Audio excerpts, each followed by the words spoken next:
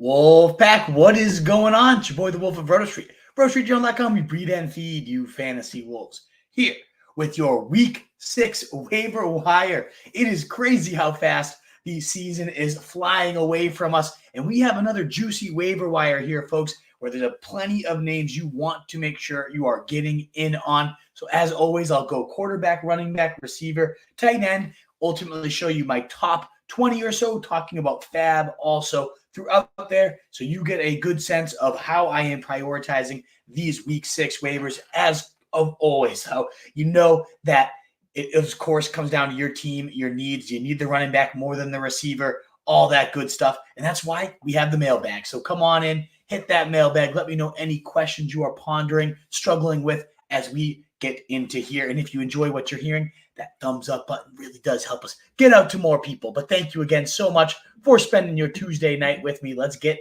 these waivers ready for perfection. Starting at quarterback, and the king of the not in my league is Kirk Cousins, but I actually have seen him in 3 out of my 8 leagues, so I figure I'll toss him out there. I think a lot of people, wisely in competitive leagues, don't like to hold on to 2 quarterbacks in a single QB format, and as such, Kirk Cousins, who was off to a QB 23 start to the season, looking not fully over that Achilles injury, and worthwhile cut in a lot of leagues, including, again, my most competitive league. He's out there in about half of leagues, 51% rostered, and he's coming off a 509-yard record-setting night, 4 touchdowns, nearly 39 fantasy points, depending on your scoring settings, looking fully back, planting on the back foot, and really just creative usage of Drake London, logging about half of his snaps in the slot. Darnell Mooney officially exploding. This offense seems like it's going to finally find its gear. And I know it's a long ways away, but it's also within the blink of an eye here. The easiest playoff schedule right now for quarterbacks is Kirk Cousins and the Atlanta Falcons. So as they continue to hit their stride here, it could be deadly moving down the stretch. Love to see this performance from Kirk Cousins. Love it for all his pass catchers. And if he's out there in your league and you need a QB, or you just want to block your opponents, definitely worth, I'd say, a 10 to 20% bid on this guy, especially with that juicy playoff schedule coming up. Far more likely to be out there for you guys, though, is Daniel Jones, and you might be chuckling and saying, yes, deservedly so. But you'd be shocked to know he's quarterback 14 on the year, a fringe QB1, 18, 19, 9, and 22 points in his last 4. So 18 or more in 3 of his last 4 games. Not too shabby. The quarterback 8, 13, 23, and 11 over those last 3 weeks. But what was really impressive was this past week against the Seahawks, 23 of 34, 257 yards and 2 scores, leading these Giants to beat the Seahawks. My confidence pool, I had the Seahawks winning with 16 points. My most confident pick of the week, 14, whatever it was this week. And ultimately, they let me down. You also did get another 11 rushing attempts here for Daniel Jones, and that's, of course, been part of the narrative for why you like him in fantasy. The Konami upside we've been through with Justin Fields, how it's 3.5 times more valuable a rushing yard versus a passing yard. Rushing touchdowns are 1.5 times more valuable, all that good stuff. We've seen Tim Tebow be a top 7 quarterback and be a horrendous passer, but this was one of the best passing performances we've seen from Daniel Jones, and he had no Malik Neighbors. So this offense could definitely continue to ascend, and ultimately you get the Bengals coming up this week, who we just saw struggle.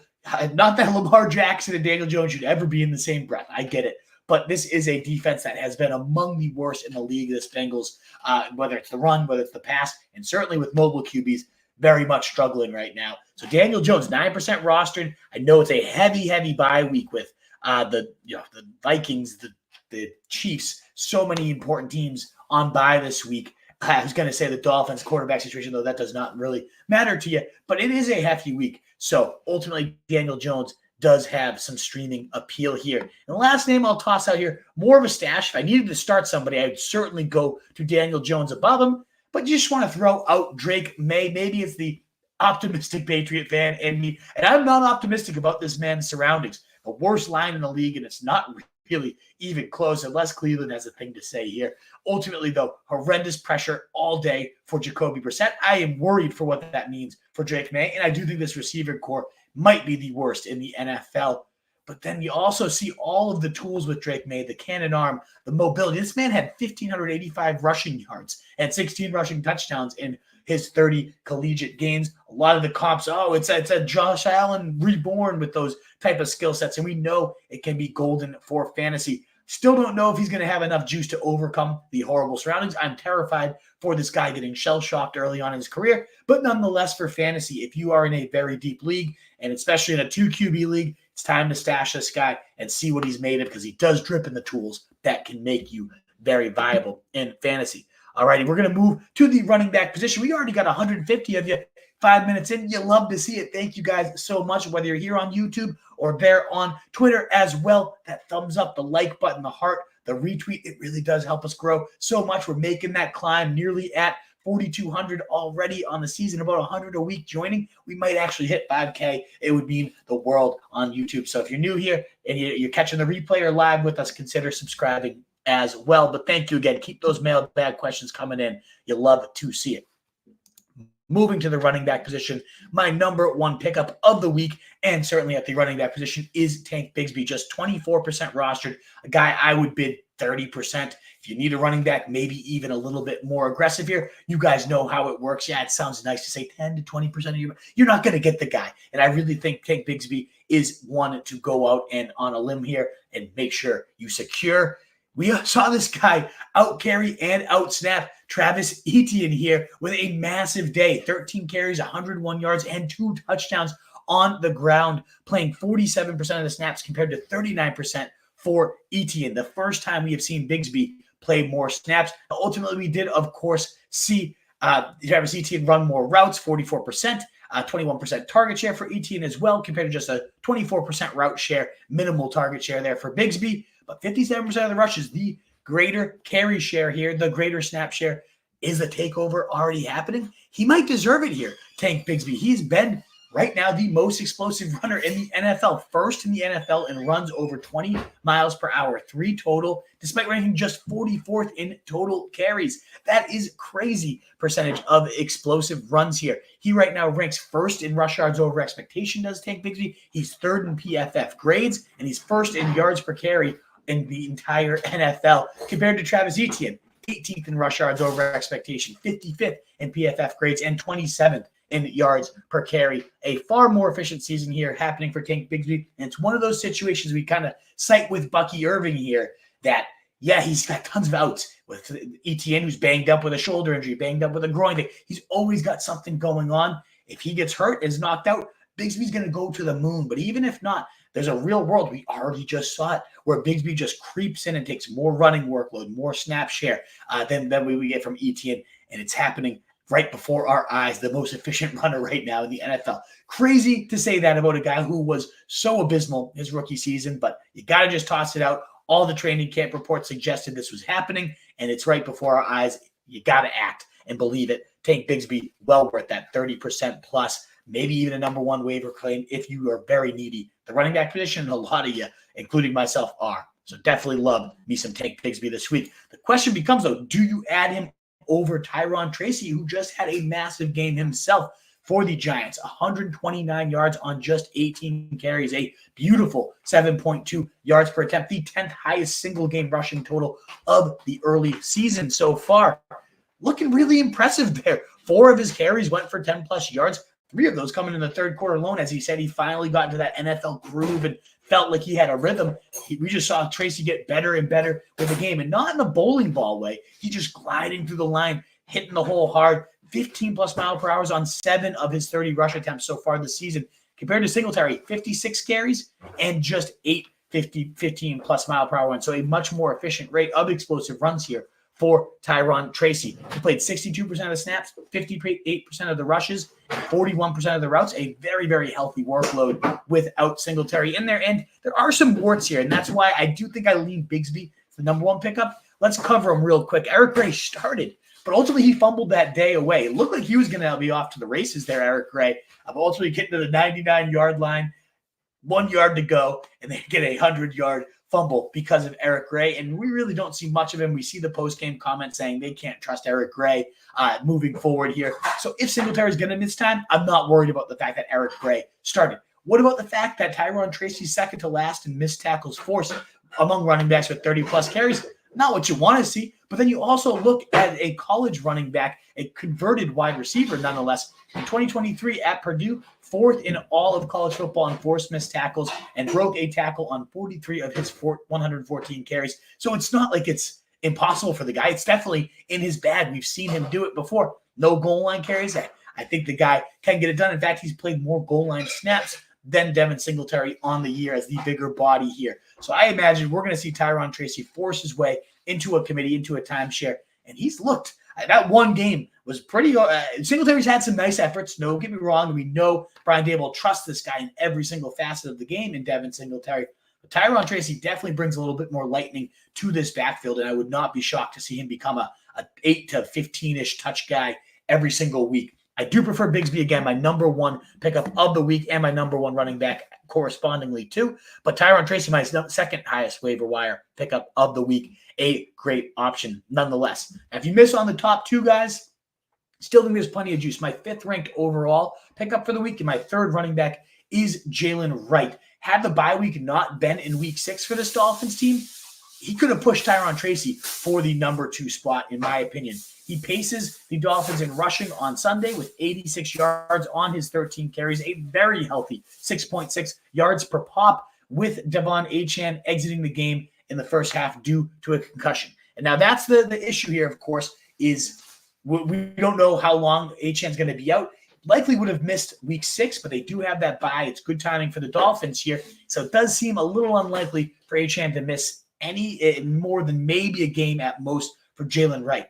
Nonetheless, we don't know with Achane. The injury history is lengthy. You never know if it will take longer for him to get cleared for that week 7 matchup against the Colts. And if it does, the Colts are giving up the most yards on the ground, a phenomenal matchup for backs. Now, granted, Raheem Mostert was still the lead guy here, 57% of the snaps, 47% of the rush attempts, 50% route share, 7% targets. Every single metric for usage, Mostert was leading this team. But Jaylen Wright, not far behind, 37% of the snaps, 34% of rush attempts, and 34% of the routes. And as already said, far more productive with his work as he paced this team in rushing. He's an absurd athlete. This was one of my favorite sleepers entering the season, a 9.82 RAS score, 37th of 1,903 running backs all time. That is a elite 99th percentile type of ranking here for Wright, whose first 5 yards of his 40-yard dash were actually faster than Devon Achane, to show you the type of acceleration this guy has. 26% of his rushes went for 10-plus yards in college. 19 of his runs went for 15-plus 1,000 yards on just 137 carries. The guy looks juicy at the NFL level, too. We see the burst. We know Mike McDaniels can use it to perfection when everybody's healthy. And it does sound like Tua, prayers up for the guy, but it does seem like he is going to be expected back, according to Adam Schefter, by that week 4, after the 4-week deadline of his IR here. So week 8 is when he's expected. So I like what I see from Jaylen Wright. I know they got to buy. No, they can't really gain any value over the course of this, but in deeper leagues are certainly, I'm going to try to stash this guy because I think he is the most exciting handcuff that's out there in nearly 90% of leagues right now. Now, speaking of handcuffs that are going into value, most likely is Ty Chandler, but yet again, the bye week strikes because the Vikings will be off this week. We saw Aaron Jones kind of laughing and joking around on the sidelines. Doesn't seem overly serious and overly concerned with that hip injury, but we do have a lengthy injury history here with Aaron Jones. And so Ty Chandler, who we saw in limited spot start duty last year, put up some really impressive total. He's only 28% rostered. This season has not been great. And this weekend, 14 carries, 30 yards on the year, averaging 3.5 yards per pop. Not really showing the same juice we saw last year. But I am very encouraged with how good this Viking team has looked. And so ultimately, should we see Aaron Jones miss a game or two, I do have faith that Ty Chandler could be a very easy running back, top 20 play, a high-end quality running back too for you, despite the lack of efficiency here. I think this offense can keep cooking.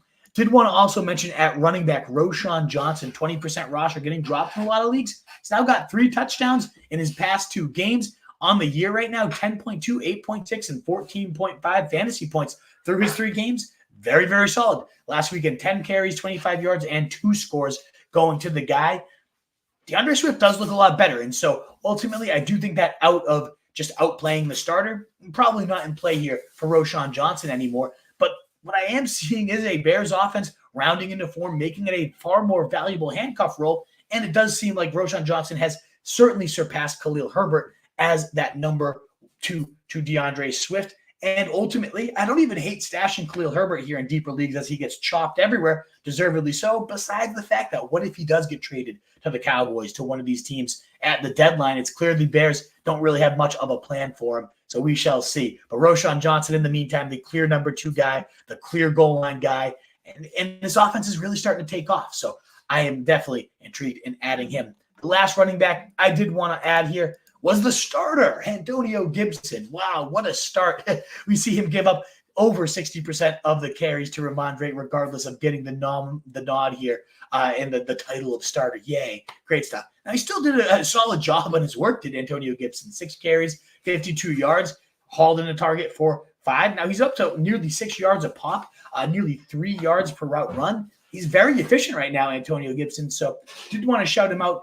More of a handcuff situation, but with Drake May coming in here, potentially making a spark in this offense. It's been abysmal. It's horrible, but a great handcuff situation potentially because they are at least feeding the running backs top 5 as a backfield in expected fantasy points. Just the line is so bad. So we shall see what Drake May can do for them here. But ultimately, I want to shout out Gibson as well. All right, that wraps up the running back position. Wolfpack now up to 300. Every time I double check in, we got 150 more. I love to see it. Thank you again so much for being here. Please do consider that heart button on Twitter, the thumbs up button on YouTube, and of course, smashing that sub if you haven't already. We'd love to have you routinely coming for these 7 p.m. waiver shows. I think it's one of the best things we do each and every week, and all of our content is at rotostreetjournal.com. Let's move on to the wide receiver position. Who are my top pickups here?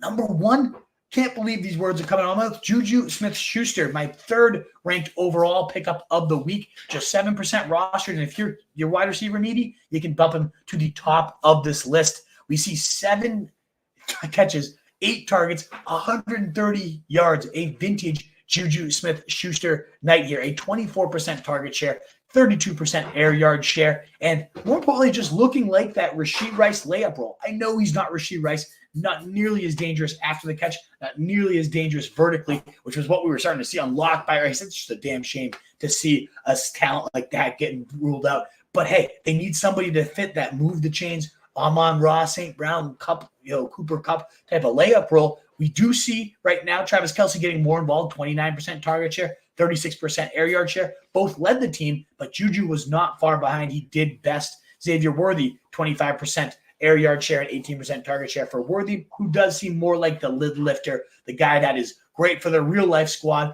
but ultimately going to be a headache in your fantasy leagues. It's not like Juju's never done it before with Pat Mahomes. 78 catches, 933 yards, and 3 touchdowns just a few seasons ago. And yeah, this is really impressive. The best we've seen from Juju since 2020, when he had 13 catches, 157 yards, and a touchdown on 19 targets against the Browns as a Steeler. So it's been a long time since we've seen a game like this from Juju. But hey, my eyes, maybe they deceive me, but I just see a great role for a guy that's done it before in his past, has a rapport with Mahomes, and seems like he's moving into the far more consistent and valuable role for the Chiefs. And you might not have to bid a ton to get him given they're on bye.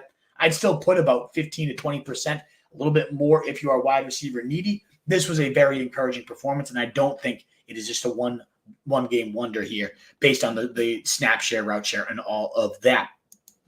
Moving forward is Josh Downs at 41% rostered. Now, if we knew that Joe Flacco was going to start quarterback the rest of the season, I'd say Josh Downs is somebody I'd put $100 of my FAAB on. I'd make sure to go get him. It's just the uncertainty, and really more so likelihood that Anthony Richardson will play far more games moving forward than Joe Flacco. But man, does Downs look good, and especially when Flacco is the one feeding him the rock. He comes off a career-high 9 catches on 12 targets, 69 yards. Not insane, but the 12 targets now make it a 28%, 32%, and 27% target share across the past 3 games. He's put up 22 and 15.9 fantasy points with Joe Flacco under center, and we just saw how explosive this passing game can be when they have an actual arm. And not that, of course, there's just one of the best arm, most cannon-like arms in the NFL, but an accurate arm that can deliver the mail. It was a thing of beauty here for Josh Downs. So it's tough to go too high on him because we do know, again, that Richardson is likely the one to be under center for the majority of the year. But very, very impressive nonetheless. Volume hogging here from Josh Downs. Just a great player. getting open at will. I did want to mention Alec Pierce, though, lesser owned 20%. He's actually been the more Anthony Richardson proof guy in this wide receiver core. This last week, though, even with Flacco, 3 catches, 134 yards, and a touchdown, getting open at will deep down the field. We've seen him now, Alec Pierce, 20 and 14.1 in weeks 1 and 2, and 20.9 this last week. He's probably the most up and down boomer bust, not probably, definitely, of this wide receiver core, but he's shown the highest ceiling by a mile as well. If you have him in best ball somehow, he's been an absolute godsend. And I know that we just saw a season-high 7 targets go to A.D. Mitchell this last week, but we still had Alec Pierce playing 80% of the routes, down from his 95%, but still the clear-cut number 3 on this team. 24% of the routes for A.D. Mitchell, not nearly as impressive. So I do love what I'm seeing from Alec Pierce, and he does seem like the guy that can continue to get it done, whether it's Richardson or Flacco under center. Moving forward, Keon Coleman, the rookie wide receiver, got dropped by a lot of leaguers out there. It might get dropped again, given that he just had 1 catch on Sunday, but he made it really count. 49 yards and a touchdown. Team high 5 targets as well for Keon Coleman with no Khalil Shakir. Definitely concerning that, again, the guy did not ultimately do much more damage on those 5 targets. You'd love to see him really step up with Khalil Shakir, who is dominating in terms of the team high in targets, target share, yardage share. You'd hope to see a little more from Coleman, but that 49-yard touchdown was an impressive play, breaking a tackle, showing more speed than I think a lot of people give him credit for. And now he has multiple catches on the season, 4 touchdowns, and 2 in his last 3 games. So maybe he's just catching a little fire here. I know that I love that untapped upside this time of year. Now, if you need someone you can plug into your lineup, though, I would lean closer to Jaylen Tolbert, who's definitely a better bet for right now production, whereas Keon Coleman's more so playing for the back end of your season. Tolbert, though, 8% rostered. He stepped up huge on Sunday. 10 targets, team high. 7 catches, team high. 87 yards, also a team high. And he scored, ultimately racking up nearly 20 half PPR fantasy points. He now has, Jaylen Tolbert, 11 or more half PPR points in 3 of his last 4 games. With Brandon Cooks unavailable, this does not feel overly fluky either.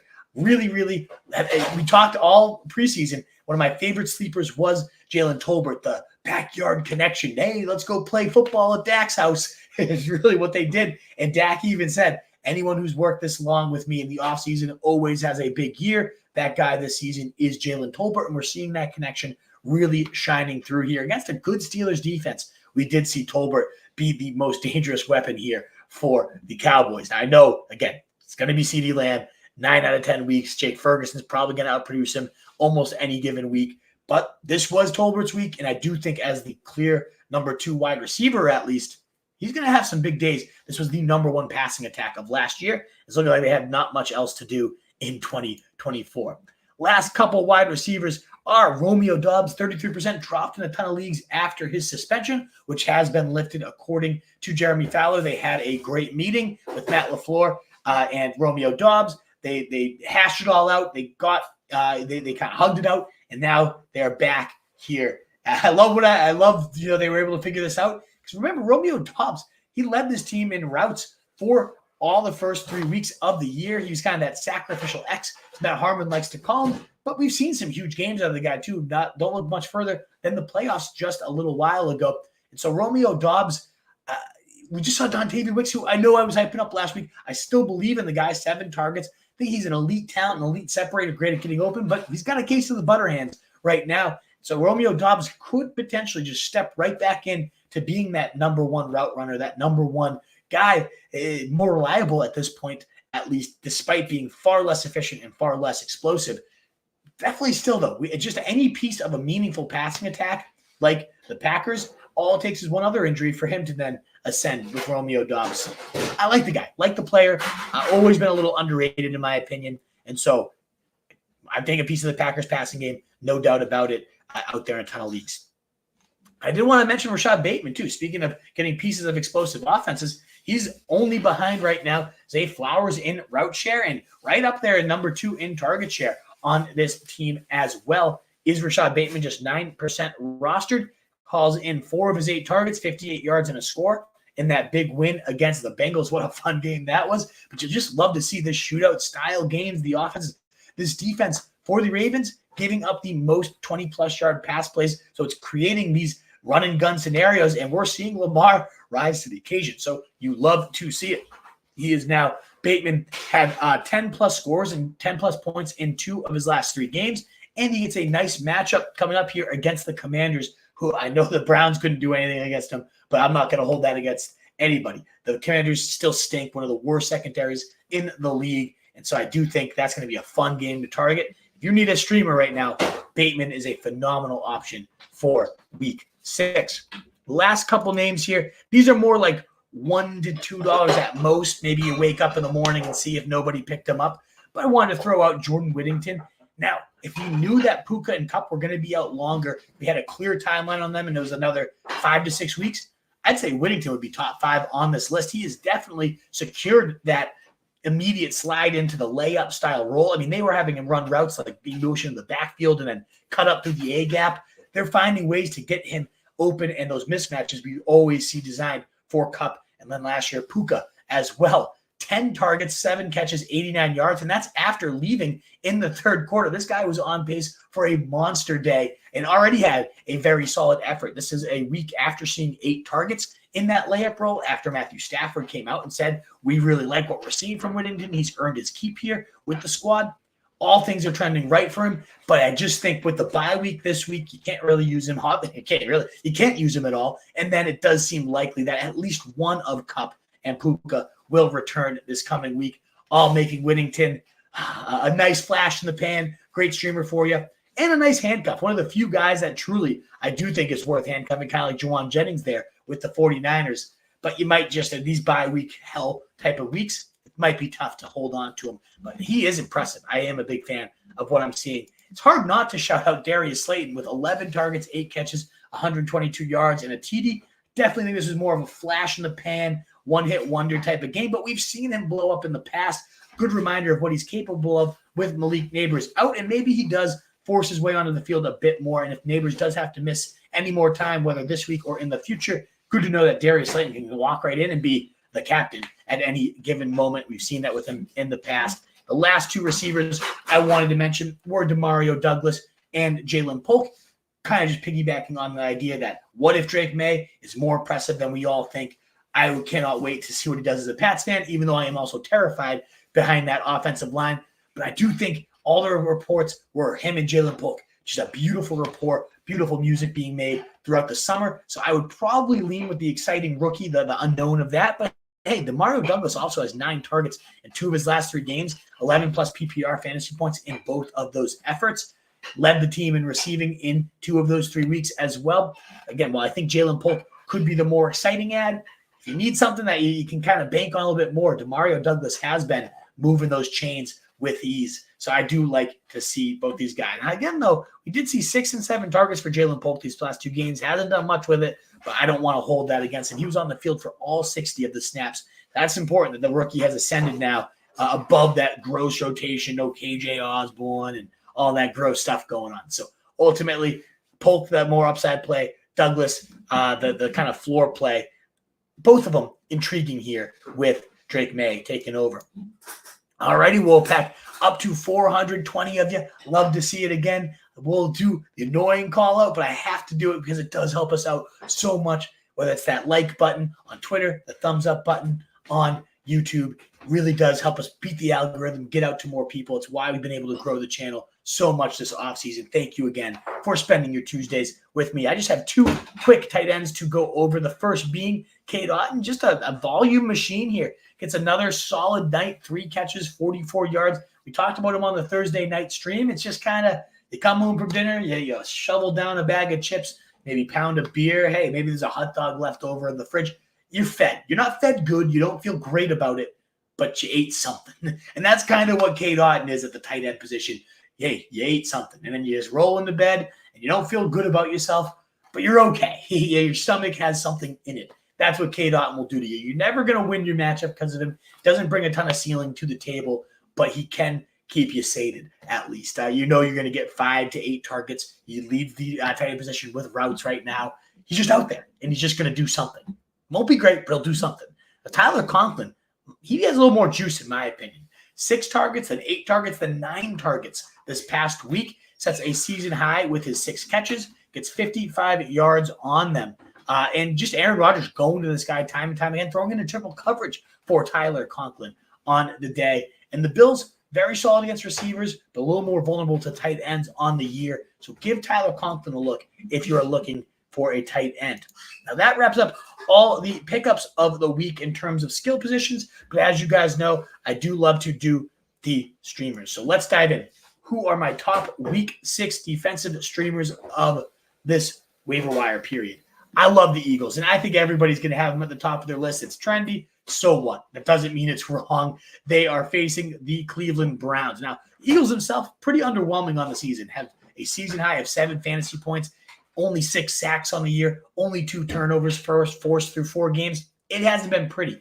But then you look at their opposition, the Browns, a league worst 3.8 yards per play through their first 5 games. That's the worst the NFL has seen since 2018. They've surrendered the second most fantasy points to defenses due to a ridiculous 26 sacks. That is 9 more than the next closest team. The line is abysmal, but even worse is Sean Watson. He is a bag of garbage, getting murdered, holding the ball too long, quitting on his team, not taking the fourth down there.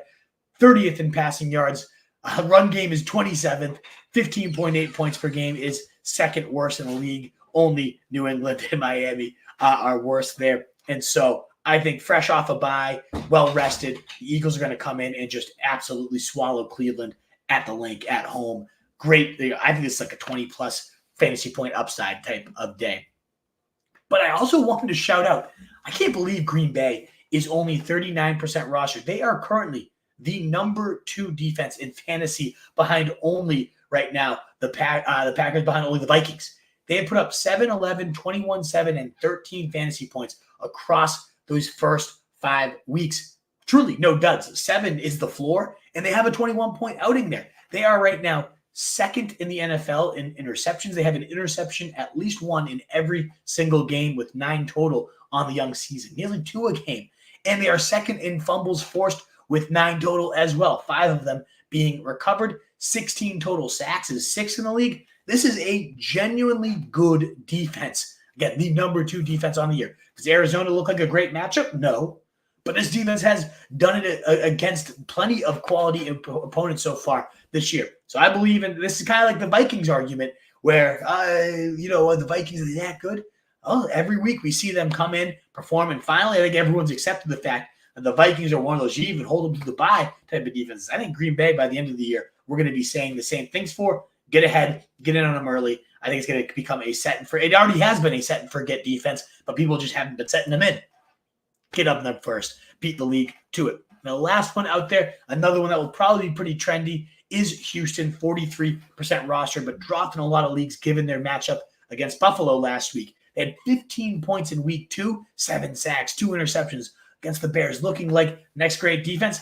They have had less than 3 fantasy points per game across the past few weeks since then. But the cure to all woes, the New England Patriots offense since 1970. The Pats are one of just 5 teams across those, 50 years now, 54 years, with less than 62 total points, 2 or less passing touchdowns, under 600 passing yards, and surrendering 19 or more sacks. Just goes to show you how pathetic the passing game has been, how vulnerable the line is. It is Drake May time, and I do wonder, does that make the Texans a little bit of a fool's gold type of situation? Do the home crowd rally behind their new rookie quarterback and Drake May show out and look a little bit better? There's a possibility. That's why I would definitely go the Packers ahead of them, which is not how most people have it ranked. But I still think after New England giving up right now 3rd most points to opposing defenses, they are just so pathetic. They just gave up 26 points to San Fran, 18 or so to Miami. It's a team that you absolutely want to target week in and week out. But I would rank them Eagles, then Green Bay, and then Houston. I also will shout out Indy, very opportunistic. They give up a lot of points, but they do get plenty of sacks. They are a little bit turnover. They're jumpy. That's why they give up a lot of big plays. But facing the Titans, who give up the most points to defenses, surrendering nearly a touchdown a game to defenses right now. If you don't miss any of these first 3, I do think the Colts are worth tossing out there as well. Alrighty, Wolfpack.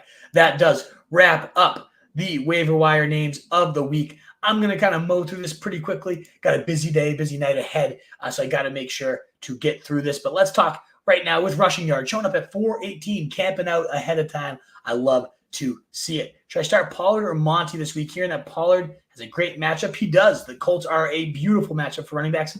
That being said, Monty is a machine right now. You even say TD machine. I'm not benching David Montgomery. He has an even better matchup. I think this is a beautiful, beautiful spot for Detroit coming off the bye, well rested. I'm all about Monty this week. So I'm going Monty there over Pollard, no doubt. Chubb worth a stash over Bigsby or Algier? I'd say over Algier. Yeah. I'd say I'd rather have Bigsby. Look how explosive he is. But I do think Chubb needs to be on rosters, and I would definitely do it above Algier. Would you drop Coleman to add Mooney? 110%, Mr. Campanelli. Mooney, the man of 16 targets and 30 fantasy points last week. I got to tweet this one out because I had the thought. I saved it in my phone. I forgot to send it. But I do think Mooney's going to go down as like the waiver wire hero at the wide receiver position this year. The way he has played, he's been the clear number 2 all season. And Pitts had a good game last week, and Mooney still absolutely erupted. So, yes, I absolutely think it's worth having Mooney ahead of Coleman. Keenan Allen is available in my league. Do I grab him? I don't think. I have no interest in Keenan. I haven't had any interest in him this year. Didn't draft him anywhere. Loved him as a Charger for forever. But I just didn't see how he could consistently do anything in this crowded Bears attack with a rookie QB that he's finally finding his footing a little bit. So, again, should he be out there in your league? Probably not. But I'd rather have Mooney, for example. There's a lot of guys I'd rather have. I wouldn't be going head over heels to go get Keenan Allen. Brian Thomas and Downs for Bijan. It's not a bad offer. I mean, I love Brian Thomas. I think you're selling high on Downs, which is a smart play. Buying low on Bijan, probably a smart play. But I also am just like, what's Bijan done? I really like Brian Thomas. I mean, this guy is a stud. It's hard to. I think you ultimately pull the trigger here, especially if you need the running back in Bijan and you have good receiver depth to pull it off. Like I look at this, I'm like, yeah, you go for Bijan here. But man, that's tougher for me than it probably is for most because I just love BTJ. And like I wouldn't be shocked if at the end of the year, like, yeah, actually probably would rather have Brian Thomas because he just continued to go nuclear week in and week out. But I would most likely do this deal for Bijan, yes. What's going on, Giuseppe? Do I drop Romeo Doubs for Bigsby? Yes, absolutely. You can pull that one off. I'd have Bigsby well above Romeo Doubs. Drop Chandler last minute, pick up Tracy. I think it's fine. I'd rather have Tracy. Yeah, I think Chandler looked very uninspiring as the starter. Then they go on bye. Jones probably going to be back, Charlie. So, you held him for the handcuff, and now he might be the handcuff for that 1 week. But it's against Detroit, too. You walk into the worst possible matchup. I'd rather have Tracy right now on my team. Is Whittington cut bait with the bye injury and other receivers getting healthy? Yeah, I think we talked about him, too, when we were on him earlier. It's one of those tricky things. Like it depends on who's out there, what you need, because it is one of the rare handcuffs that actually works at wide receiver. But absolutely with the bye and likely coming in with other weapons now returning around him, I doubt he's going to maintain his value. But he is worth stashing if you have the bench space for sure. What up, Bulldog? Great to see you. And Giuseppe saying, what order would you rank these waiver pickups? Tank, Bigsby, Tyler, Algier, Wilson, or Roschon Johnson? I'd say I'd go Bigsby, then Algier, then Roschon, then Wilson is how I'd rank them, Giuseppe. Which would you start this week? Hurts or Love? I'm going Jordan Love right now over Hurts. Would you drop Rachaad White for Tank, Bigsby, or Dowdle? Oh, Robert, I think I'd do it for Dowdle. Yeah, emerging as that number one option there.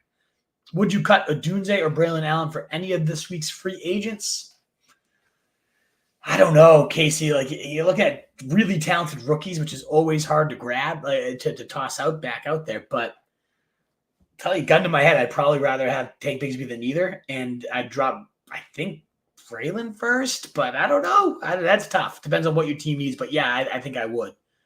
What do you think of King Henry not being in the game for some key late stretches? It's a weapon even in the passing game. I think Keaton Mitchell. We'll see if he ever returns. But I think Hill is going to be the clear-cut pass-catching down back. The fact that they gave him a 2-year, $6 million deal means that they have a real role in mind for him, Will. So I don't think Hill just disappears even with Mitchell back. I think it's just part of the game plan. It is the risk with Henry. When they get in these shootout-style games, when they get behind, he's a very game flow-dependent back. But then you saw it in overtime. He just needs one more play to rip it, and you're golden. So it's just the nature of the beast with Henry, but he's still a monster. Would you drop Wicks for Juju? Bulldog, that's a tough one because I believe in the talent of Wicks far more. But yeah, I think the role for Juju will be better. What's up, Thor's Hammer flexing over here? I'm holding Wicks everywhere I can, says Charlie. And I totally get it. Like, I think he's definitely worth holding. But I honestly would probably have Juju higher in my rest of season rankings, which I'm going to wrap up later today. A Rich, worth a pickup. Drop Justice Hill. He's been, I know he's been poor, but his rushing upside, I mean, yeah, he is certainly worth a pickup. This guy has elite rushing upside, elite ceiling, the quarterback position. Wicks will bounce back, says Joe. I agree. He's elite. I don't know if elite is fair to toss out there for him. Elite might be a stretch, but ultimately he is a very, very talented guy. One more call, Wolfpack. Last 4 questions here. For that thumbs up button, a like, a share, a retweet to help get this out to more people would be so greatly appreciated. Really does help it, especially in the replay here, if you guys can do that for me. Would you trade Worthy and Chase Brown for Pollard? Half PPR. Have JT Gibbs, Roshan Tracy at running back, Collins, Neighbors, Higgins, Juju, and Wicks at wide receiver. Yeah, I think I might. I don't know, though. Chase Brown, it depends on what this injury is going to be with Moss. If he's going to miss multiple weeks, Chase Brown's already kind of taken over. I don't think I'd do that deal, even though you have some good depth to pull it out. How long the Rice? I would have done the same thing, Joe. It didn't look like, we had no, if you dropped him and then it was like, it's actually not too bad. He's going to be back in 3 weeks. You would have been kicking yourself way worse than you are now. And I love Tucker Kraft. I'm a huge fan. I think it was justifiable. I would have done the same thing. I would have held on to Rice. Now, I love Tucker Kraft. I cut my kicker in a league to make sure I went and got him, and then I could figure it out from there. So, it is what it is. But, yeah, I wouldn't be kicking yourself too hard. You had to see how this played out with Rice. Joku killing me. I dropped him, Tunes. I would definitely add Hawkinson. If Hawkinson's out there, he's about 65, 70% rostered. If he's out there in anybody's league, like Hawkinson goes above any of these guys on the waiver wire. We see how bad tight end is. We're talking about the guy who was a tight end 2 last year, and we're seeing Sam Darnold spin it. I would put Hawkinson well above anybody out there on the waiver wires right now, Tunes. Start Amari Cooper, Tolbert, or JMO. I gotta top of my head go Amari Cooper here, but I would wait till the ranking show to let me lock that in. And I would go, I think I go Tolbert rest of the season right now, Giuseppe. And thank you, Will, for being here. I hope you have a good evening as well. That wraps it up, Bullpack. Thanks again for being here and tuning in. One last call for a thumbs up on your way out, a heart button on your way out, a retweet, a share. I do love doing this. I love having you guys here, but it does seem like the views aren't as good as some of the other shows, and it is the most prep of anything during the week. So I had a busy time right now with school, with buying houses, all this stuff going on. Might have to end up getting cut. But if you guys like it and you appreciate it, please do make sure to show that and help it grow. And I'll be happy to keep doing it if it does prove to be a worthwhile show for you. But we would need to see some love from you. So thank you again for being here, guys. All of our content, my rankings, rest of season rankings, all the waiver coverage from our great writing staff is over at rotostreetjournal.com, where we breed and feed the fantasy wolves. Later, guys.